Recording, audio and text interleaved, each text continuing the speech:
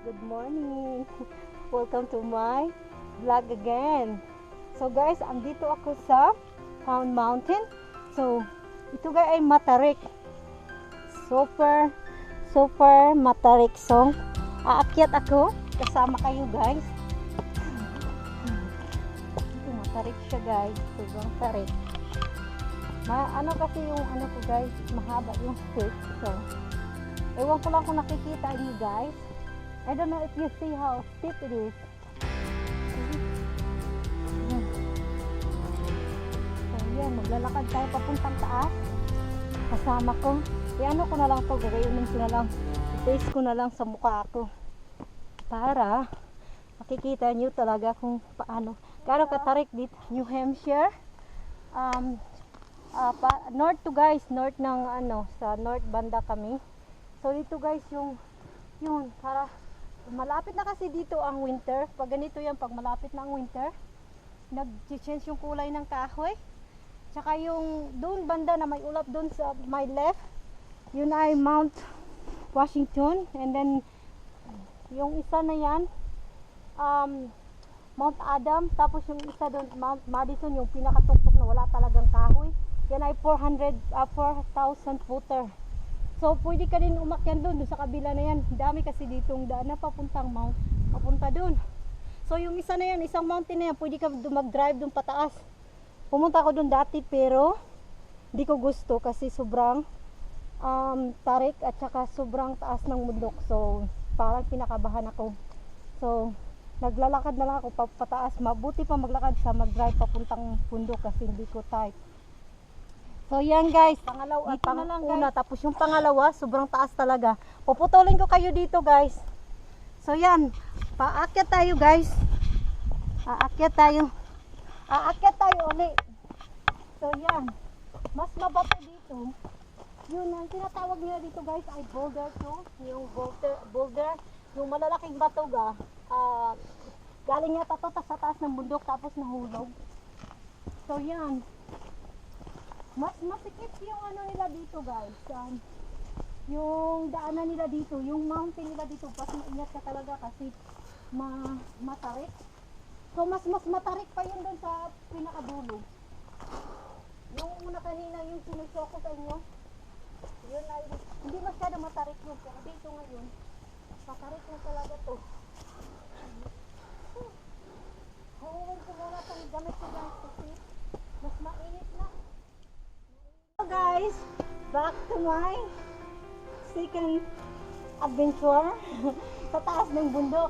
So ito guys ay sobrang tarik. Ito ay scramble guys. Puro bato na to siya guys papuntang sa taas. So try natin guys. Sundan nyo lang ako. Kailangan nyo talaga ng stick pag kayo.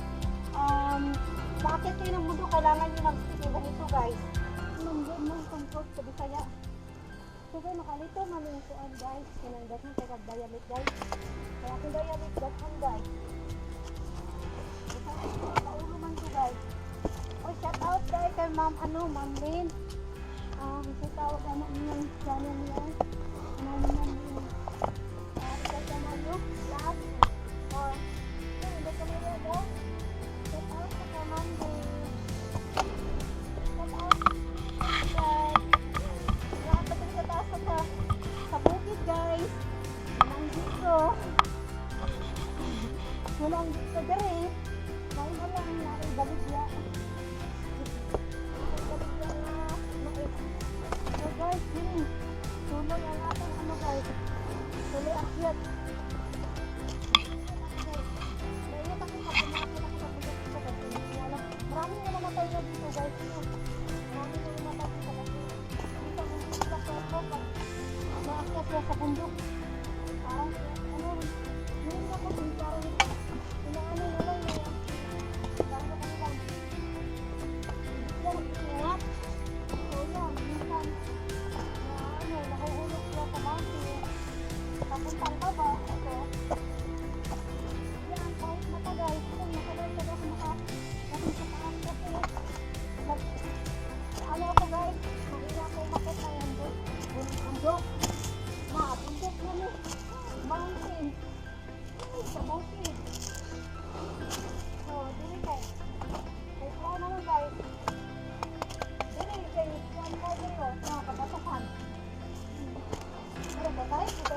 guys.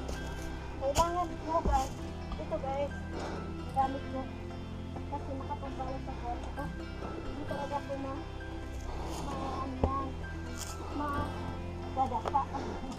Madadapa. Alright guys, tapos na tayo. Guys, papunta na tayo sa taas. Ito na ang pinaka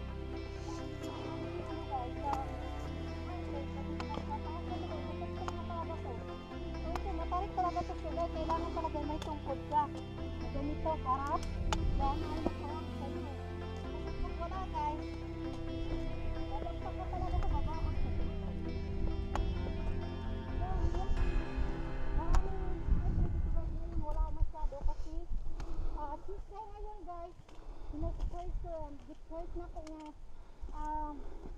Martes mo sa bukid guys. Wala kayo tao. Pag Sabado o Domingo, ang tourist dagang kayo. Di mo ka ganahan dahil tourist guys, kay samo kayo. So see, kita niyo mo ni guys, yun mo ang pinakatuktok diri guys. Kita niyo mo mga kahoy, gagmay na ang kahoy diri. Di na sila kayo katubo. Kaya nga ano, naala diri sa taas. Nasa 2,000 footer lang yata ito siguro guys. Yun yun guys, yan. Pag dito, pag lumingan ka dyan guys, yan, sobrang tarik na yan dyan. So, yan, matarik na yan diyan, sobrang tarik. Yan ay minsan ako'y kinakabahan, hindi talaga ako masyado lumalapit sa mga gayo. Dito lang ako. Yan, may upuan pa dito. Yan, upo na upo na. Uupo muna ako guys, sobrang pagod. Yan, dito lang ako guys. Oh my God. Dito, upo lang ako guys. Upo muna ako. Sige, okay guys. Dito na lang ako magtatapos. Magtatapos ang aking story sa taas ng bundok. Salamat sa panonood, sa lahat ng nagsusubscribe sa akin. Hopefully guys na susuportahan nyo yung vlog ko. Bye guys.